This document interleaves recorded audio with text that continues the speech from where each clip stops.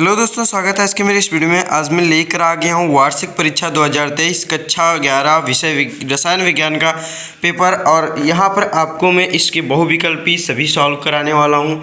अगर आपको इसका फुल सॉल्यूशन चाहिए तो आप प्लीज़ कमेंट करिएगा कमेंट बॉक्स में, और उसका मैं पूरा सॉल्यूशन करके दूंगा और पूरा आपको इसी तरीके से PDF भी प्रोवाइड करा दूंगा। जैसे कि इसका मैंने PDF आपके डिस्क्रिप्शन बॉक्स में, इस वीडियो की डिस्क्रिप्शन बॉक्स में मैंने अपलोड कर दिया है। वहाँ से आप इसका जो PDF है आप एकदम क्लियर डाउनलोड कर सकते हैं, और यहाँ से आप पूरे क्वेश्चंस का सॉल्यूशन आप खुद ही कर सकते हैं। नहीं तो आप अगर सॉल्यूशन का डिमांड करेंगे तो मैं आपके कहने पर मैं आपके लिए इसका सॉल्यूशन वीडियो जो है बहुत जल्द ही आपके लिए अपलोड कर दूंगा। तो यहाँ पर आप देख लीजिए, जो इसका पहला प्रश्न है यहाँ पर इस तरीके से दिया गया है, साम्य स्थिरांक Kc को इकाई अभिक्रिया है। यहाँ पर आपको ये दे दिया गया है एक इक्वेशन, ये है आपका साम्य स्थिरांक। इसके लिए Kc की इकाई अभिक्रिया जो होगी वो आपको यहाँ पर बतानी है। तो जैसे कि यहाँ पर ऑप्शन में दिया गया है लीटर स्क्वायर और मोल के पावर में -2 लिखा हुआ है यहाँ पर, फिर लीटर मोल स्क्वायर यहाँ पर इस तरीके से आपको सभी विकल्प दिए गए हैं। लेकिन आप इसका जब Kc का यहाँ पर इकाई अभिक्रिया निकालेंगे तो यहाँ पर आपको पता चलेगा कि मोल इस वाला आपका राइट आंसर हो जाता है। फिर आपका अगला क्वेश्चन दिया गया है Cl2 NaOCl तथा ClO-3 में Cl की क्रमशः ऑक्सीकरण संख्याएं हैं। तो यहाँ पर आप देखेंगे जब इसका ऑक्सीकरण संख्या निकालेंगे तो यहाँ पर आपको पता चलेगा Cl2 का जो ऑक्सीकरण संख्या है वो 0 है, और आपका NaOCl जो है इसका 1 है, +1 है। फिर आपका ClO3 माइनस का ये जो है आपका वो प्लस में 5 है। तो इस तरीके से आपका ये वाला राइट विकल्प हो जाता है, राइट विकल्प नंबर 4। फिर आपको अगला विकल्प क्वेश्चन पूछा गया है हाइड्रोजन का रेडियो एक्टिव समस्थानिक है। तो आपका जो हाइड्रोजन का रेडियो एक्टिव समस्थानिक होता है वो होता है 1H3। ये रेडियो एक्टिव इसलिए होता है क्योंकि इसका बहुत ज़्यादा परमाणु द्रव्यमान होता है, इसी वजह से ये अधिक रेडियो एक्टिव जो हाइड्रोजन का समस्थानिक है वो हो जाता है। फिर यहाँ पर अगला आपका क्वेश्चन दिया गया है क्षार धातुएं संबंधित हैं। तो इसके लिए मैंने एक वीडियो आज ही अपलोड किया था शॉर्ट में ही कि क्षार धातुएं किसे कहते हैं और ये कहाँ से आपको पता चले किन्हें क्षार धातुएं कहते हैं। तो ये जो आपकी क्षार धातुएं होती हैं वो S ब्लॉक से संबंधित होती हैं। तो इस तरीके से आप क्षार धातुएं लिख सकते हैं। फिर आपका अगला जो क्वेश्चन दिया गया है वो है यहाँ पर आपका निम्न में से CH3OCH2H5 का कौन सा IUPAC नाम सही है।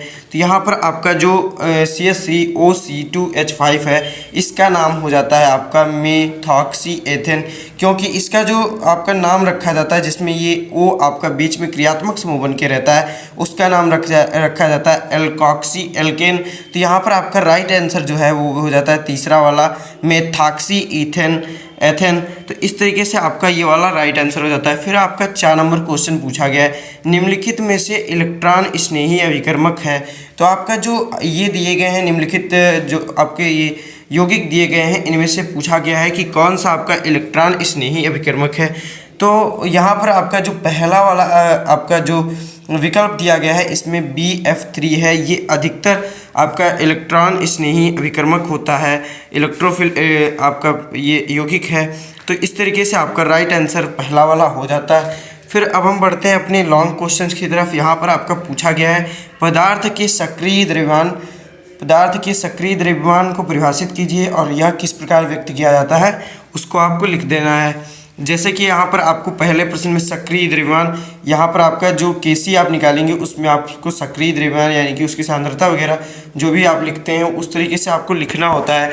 उसको प्रेजेंट किस तरीके से करते हैं वो आपको बताना है, और जो सक्रिय द्रव्यमान की परिभाषा है उसको आपको लिखना है। फिर अगला क्वेश्चन आपका दिया गया है यहाँ पर खा नंबर 2 लीटर के पात्र में 84 ग्राम नाइट्रोजन और N2 नाइट्रोजन को लिखा है N2 और 68 ग्राम अमोनिया NH3 है। नाइट्रोजन और अमोनिया के सक्रिय द्रव्यमान की गणना कीजिए। तो उसी पर आधारित ये भी है, उसी तरीके से Kc आपको निकालना है इसमें भी। फिर अगले क्वेश्चन जो दिए गए हैं इसमें आपका ऑक्सीकरण संख्या पर है। तो इस तरीके से यहाँ पर इनकी आपको ऑक्सीकरण संख्या निकालनी है। फिर यहाँ पर इसी तरीके से आपको आगे पूछा गया है घ नंबर में तो सम आयन प्रभाव क्या है। तो सम आयन प्रभाव क्या है उसको आपको समझाना है। फिर अगला आपका तीसरा नंबर क्वेश्चन है जिसमें ये आपके 2-2 नंबर के ये भी प्रश्न पूछे गए हैं। इसमें पहला प्रश्न पूछा गया है, द्रव अनुपाती क्रिया के नियम को की परिभाषा दीजिए तथा निम्नलिखित दीजिए जो आपका पूछा गया है नीचे, तथा निम्नलिखित उत्क्रमणीय अभिक्रिया का साम्य स्थिरांक निकालिए। तो इसका जो आपका ये उत्क्रमणीय जो अभिक्रिया आपकी दी गई है, इसका आपको साम्य स्थिरांक ज्ञात करना है। फिर आगे का आपका क्वेश्चन पूछा गया है, अभिक्रिया A2 3B2 और जो आपका प्रोडक्ट बन रहा है 2AB3 का साम्य स्थिरांक K, यानी कि आपका साम्य स्थिरांक है तो इतना आपको दे दिया गया है, और अभिक्रिया इतने के लिए साम्य स्थिरांक K1 की गणना करनी है आपको। तो इस तरीके से आपका ये क्वेश्चन हो जाता है। फिर आपका IUPAC नॉमेनक्लेचर से आपका जो क्वेश्चंस हैं यहाँ पर इनकी संरचना, आपको संरचना सूत्र लिखना है। तो इस तरीके से पूछा गया है 2 ब्रोमो 2 क्लोरो 4 आयोडो हेक्सेन, तो इसका आपको नाम लिखना है। फिर 12 नंबर है 2 मेथिल 2 प्रोपेनॉल, इसका नाम लिखना है। फिर आपको 3 मेथिल पेंटेन 2 ऑन, इसका भी आपको नाम लिखना है। मतलब संरचना इन सभी की बनानी है, जो आपके ये नाम दिए गए हैं इन सब की आपको संरचना बनानी है अपनी कॉपी में। जैसे आपकी संरचना सिखाई गई है और जैसे आपने संरचना बनाना सीखा है उस तरीके से आपको बनाना है। तो यहाँ पर अगर आपको इसका फुल सॉल्यूशन वीडियो चाहिए तो मैं एक बार फिर से बता दे रहा हूँ, उसके लिए आप कमेंट बॉक्स में कमेंट जरूर करिएगा। अगर आप अच्छे से इस वीडियो पे रिस्पांस देते हैं और अधिकतर कमेंट आपकी आती हैं कि आपको सॉल्यूशन चाहिए इस वीडियो का, तो यहाँ पर इस पेपर का मैंने पूरा आपका सॉल्यूशन मैं इसका करके अपलोड कर दूंगा विथ अच्छे से एक्सप्लेनिंग के साथ।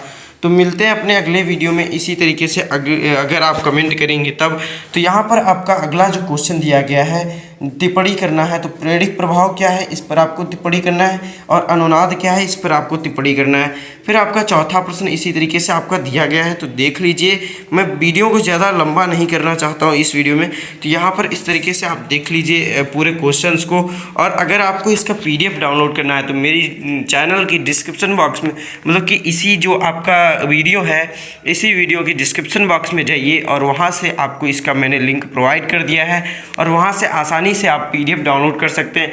और यहाँ पर आप देखे होंगे YouTube पे कि कोई भी आपको पेपर्स का PDF नहीं प्रोवाइड कराता है, लेकिन मैं आपके लिए PDF अपलोड कर रहा हूँ। तो वीडियो को लाइक करना बनता है, और अपने भाई का चैनल समझ करके आप जो है चैनल को सब्सक्राइब जरूर करिएगा। मिलते हैं अपने अगले वीडियो में, तब तक के लिए धन्यवाद।